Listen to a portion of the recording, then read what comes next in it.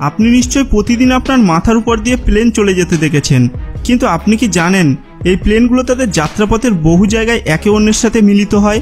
এখন আপনি একবার ভেবে দেখুন তো, যদি কোনো প্লেন তার যাত্রাপথের মাঝ আকাশে অন্য প্লেনের সাথে ধাক্কা খায় তাহলে ঠিক কি হতে পারে।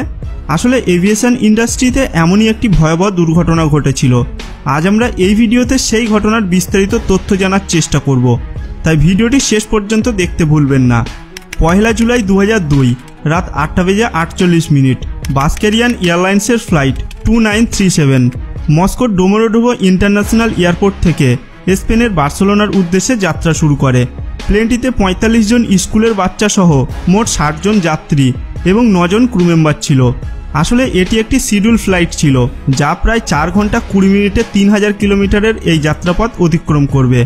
রাত 11টার সময় প্লেনটি সুইজারল্যান্ডের এয়ারস্পেসের মধ্যে প্রবেশ করে। সুইজারল্যান্ডের private airspace company sky guide প্লেনটির কন্ট্রোলের দায়িত্বে ছিল। রাত 11টার সময় কন্ট্রোল রুমে এয়ার ট্রাফিক কন্ট্রোলার হিসাবে পিটার নিলসন এবং তার সাথে আরও একজন কর্মরত ছিলেন। দিনটি এয়ার ট্রাফিক কন্ট্রোলের জন্য একটি ব্যস্ততম দিন ছিল। রাত 11টার পর ওই এয়ারস্পেসে থাকা সমস্ত এয়ারপোর্টে কোনো রকম শিডিউল ল্যান্ডিং ছিল না, আর সেই কারণে পিটার নিলসনের সহকারী পিটারের উপর সমস্ত দায়িত্ব দিয়ে ব্রেকে চলে যান। অর্থাৎ পিটার তখন দুটি ওয়ার্ক স্টেশন একাই সামাল দিচ্ছিলেন, যেখানে প্রথম radar system airspace traffic show করছিল আর দ্বিতীয় রাডার সিস্টেম এয়ারপোর্টে ল্যান্ড করতে আসা প্লেনগুলিকে মনিটরিং করছিল। রাত 11:06 ফ্লাইট 2937 অস্ট্রেলিয়ার উপর 36,000 ফুট উপর দিয়ে ফ্লাই করছিল। প্লেনে থাকা যাত্রীরা ভেবেছিল যে আর মাত্র 2 ঘন্টার মধ্যেই তারা তাদের গন্তব্যস্থল বার্সেলোনা পৌঁছে যাবে, কিন্তু তারা কেউই জানতো না যে তাদের থেকে ঠিক 600 কিলোমিটার দূরে একটি ভয়াবহ দুর্ঘটনা তাদের জন্য অপেক্ষা করছে। 11:06 DHL ফ্লাইট 611 বার্গামো থেকে ব্রুসেলস যাওয়ার জন্য যাত্রা শুরু করে। প্লেনটি বাহারিং থেকে বার্গামো পৌঁছানোর পর প্লেনের সমস্ত যাত্রী নেমে যায়। এরপর বার্গামো থেকে 2 জন ক্রু মেম্বার নিয়ে প্লেনটি ব্রুসেলসের উদ্দেশ্যে যাত্রা শুরু করেছিল। প্লেনটিতে 2 জন ক্রু মেম্বার ছাড়া আর কোনো যাত্রী ছিল না। এর কিছুক্ষণ পর 11:11 পিটার নিলসনকে জানানো হয় যে মেন রাডার সিস্টেমকে মেনটেন্যান্সের জন্য বন্ধ রাখা হয়েছে, তাই তাকে ব্যাকআপ সিস্টেম ব্যবহার করতে হবে। 11:21 DHL ফ্লাইট 611 পিটার নিলসনের রাডার সিস্টেমে প্রবেশ করে এবং প্লেনের পাইলট 36,000 ফুট উচ্চতায় প্লেনটিকে নিয়ে যাওয়ার জন্য পিটার নিলসনের কাছে পারমিশন চায়। পারমিশন দেওয়ার আগে Peter Nielsen air traffic regulate করে এবং ওই উচ্চতায় অন্য কোনো প্লেন আসার সম্ভাবনা আছে কিনা তা খতিয়ে দেখে নেয়।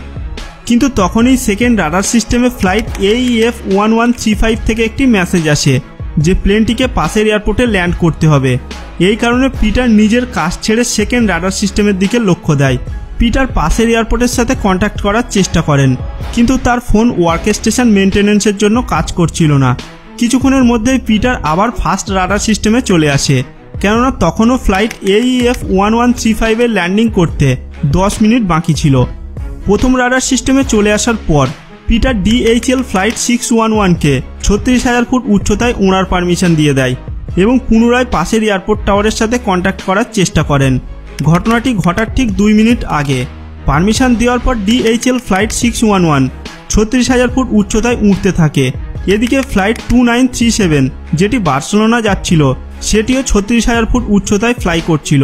অর্থাৎ ঘটনাটি ঘটার 2 মিনিট আগে DHL ফ্লাইট 611 এবং ফ্লাইট 2937 দুটো প্লেনই 36,000 ফুট উচ্চতায় উড়ে যাচ্ছিল।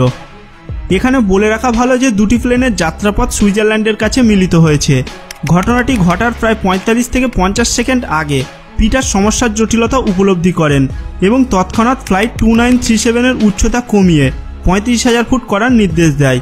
কিন্তু এই নির্দেশের কয়েক সেকেন্ডের মধ্যেই ফ্লাইট 2937 এর ট্রাফিক কলিউশন অ্যাভয়েডেশন সিস্টেম অর্থাৎ TCA সিস্টেম বিপ অ্যালার্মের সাথে বেজে ওঠে এবং পাইলটকে উচ্চতা বাড়ানোর নির্দেশ দেয়। ফ্লাইট 2937 এর পাইলট কনফিউজড হয়ে যায় যে তিনি প্লেনের TCA সিস্টেমের নির্দেশ অনুযায়ী ফ্লাইটের উচ্চতা বাড়াবে নাকি এয়ার ট্রাফিকের নির্দেশ অনুযায়ী ফ্লাইটের উচ্চতা কমাবে। ঠিক এই সময় DHL ফ্লাইট 611 এর TCA সিস্টেম বিপ অ্যালার্মের সাথে বেজে ওঠে এবং পাইলটকে উচ্চতা কমানোর নির্দেশ দেন। এই সময় পিটার আবার ফ্লাইট 2937 এর সাথে যোগাযোগ করে এবং পাইলটকে উচ্চতা কমানোর নির্দেশ দেয়। অবশেষে ফ্লাইট 2937 এর পাইলট ট্রাফিক কন্ট্রোলের নির্দেশ অনুযায়ী প্লেনের উচ্চতা কমাতে শুরু করে। এদিকে DHL ফ্লাইট 611 এর পাইলটও প্লেনের উচ্চতা কমাতে শুরু করে, অর্থাৎ এই সময় দুটি প্লেনেই নিচের দিকে নামতে শুরু করে। প্লেনের TCA সিস্টেম হলো এমন একটি অটোমেটিক সিস্টেম যা প্লেনের উচ্চতা, গতি এবং প্লেনের অভিমুখের উপর নির্ভর করে প্লেনের চারপাশে একটি 3D ম্যাপ তৈরি করে এবং অনবরত সেই ম্যাপের ইনফরমেশন আশেপাশের প্লেনগুলিতে জানাতে থাকে। ওই 3D ম্যাপের মধ্যে অন্য কোনো প্লেন প্রবেশ করলে TCA সিস্টেম অটোমেটিক্যালি একটি প্লেনকে নিচের দিকে এবং অন্য প্লেনটিকে উপরের দিকে ওঠার নির্দেশ দেয়।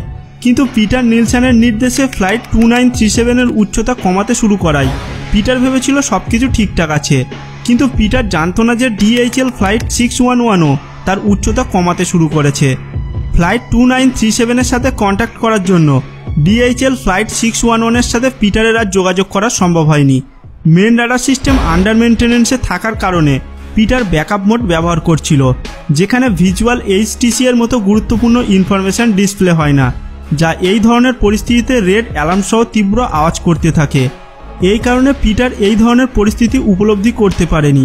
সবকিছু সুরক্ষিত আছে ভেবে পিটার সেকেন্ড রাডার সিস্টেমে ফ্লাইট AEF 1135 এর ল্যান্ডিংয়ের ব্যাপারে মনোনিবেশ করে। এদিকে DHL ফ্লাইট 611 এবং ফ্লাইট 2937 দুটো প্লেনের TCA সিস্টেম বিপ অ্যালার্মের সাথে বেজেই চলেছে এবং দুটো প্লেনের পাইলট প্লেনের উচ্চতা কমাতে শুরু করেছে। ঘটনাটি ঘটার 19 সেকেন্ড আগে পিটার আবারও একবার ফ্লাইট 2937 এর সাথে যোগাযোগ করে এবং জানায় যে DHL ফ্লাইট 611 তাদের ডান দিক থেকে আসছে, কিন্তু আসলে DHL ফ্লাইট 611 তাদের বাম দিক থেকে আসছিল। ঠিক এই কারণেই ফ্লাইট 2937 এর পাইলট যখন তার ডান দিকে দেখে তখন কোনো ফ্লাইট তাদের নজরে আসেনি, কিন্তু ঘটনাটি ঘটার 3 সেকেন্ড আগে ফ্লাইট 2937 এর পাইলট বাম দিকে চোখ ফেরাতেই লক্ষ্য করেন DHL ফ্লাইট 611 বাম দিক থেকে তাদের দিকে তীব্র বেগে ধেয়ে আসছে। সঙ্গে সঙ্গে ফ্লাইট 2937 এর পাইলট প্লেনকে উপরে ওঠানোর প্রাণপণ চেষ্টা করেন, কিন্তু নিচে যাওয়া প্লেনটিকে হঠাৎ করে 2-3 সেকেন্ডের মধ্যে উপরে নিয়ে যাওয়া প্রায় অসম্ভব। আর তাই 3 সেকেন্ড পরে ঠিক 11টা বেজে 32 মিনিট 32 সেকেন্ডে প্রায় 34,860 ফুট উচ্চতায় DHL ফ্লাইট 611 ফ্লাইট 2937কে দ্বিখণ্ডিত করে সামনের দিকে এগিয়ে যায়। এই সংঘর্ষের ফলে ফ্লাইট 2937 দুটো টুকরোতে বিভক্ত হয়ে যায় এবং সামনের অংশ খাড়াভাবে মাটিতে এসে ধাক্কা খায়, আর পেছনের অংশ বেশ কয়েকবার হাওয়াতে ঘুরপাক খেয়ে তারপর অবশেষে মাটিতে এসে পড়ে। এই সংঘর্ষ এতটাই ভয়াবহ ছিল যে ফ্লাইট 2937 এ থাকা 45 জন বাচ্চা সহ 60 জন প্যাসেঞ্জার এবং 9 জন ক্রু মেম্বার সকলেই মারা গিয়েছিল। অন্যদিকে সংঘর্ষের ফলে DHL ফ্লাইট 611 এর টেল সম্পূর্ণ ভেঙে যায় এবং প্লেন নিয়ন্ত্রণের বাইরে গিয়ে হাওয়াতে পাক খেতে থাকে। প্রায় 2 মিনিট পর DHL ফ্লাইট 611 অবশেষে ঘটনাস্থল থেকে 7 কিলোমিটার দূরে জঙ্গলের ভিতর গিয়ে ভেঙে পড়ে এবং ফ্লাইটে থাকা 2 জন মেম্বারের 2 জনাই মারা যায়, অর্থাৎ এই ঘটনায় কেউই বাঁচেনি। দুটো প্লেন মিলিয়ে মোট 71 জনের সকলেই মারা যায়। পরে ঘটনার তদন্তে air space control company sky গাইডের কর্তব্যের অবহেলাকে দায়ী করা হয়েছিল, কারণ যখন এই ঘটনাটি ঘটে তখন দুটি ওয়ার্ক স্টেশন অপারেটিং করার জন্য কেবলমাত্র একজন এয়ার কন্ট্রোলার দায়িত্বে ছিলেন, যার কারণে অ্যাক্সিডেন্টের সময় ওই এয়ার কন্ট্রোলার ফ্লাইট AEF 1135 এর ল্যান্ডিং নিয়ে ব্যস্ত হয়ে পড়েছিল।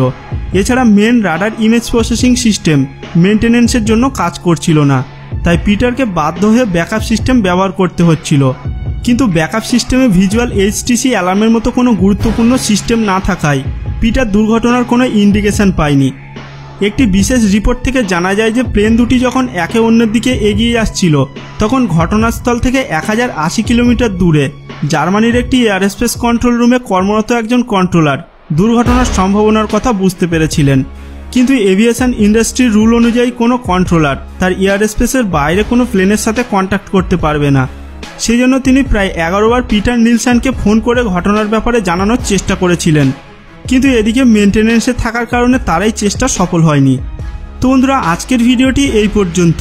আজকের ভিডিওটি আপনার কেমন লাগলো তা নিচে কমেন্ট বক্সে কমেন্ট করে জানাতে ভুলবেন না। আর যদি ভিডিওটি ভালো লাগে তাহলে প্লিজ একটা লাইক দিবেন, আর এমন ধরনের আরও রোমাঞ্চকর ভিডিও পেতে আমাদের এই অদ্ভুত চ্যানেলটিকে সাবস্ক্রাইব করে পাশের বেল আইকনটিকে প্রেস করে দেবেন।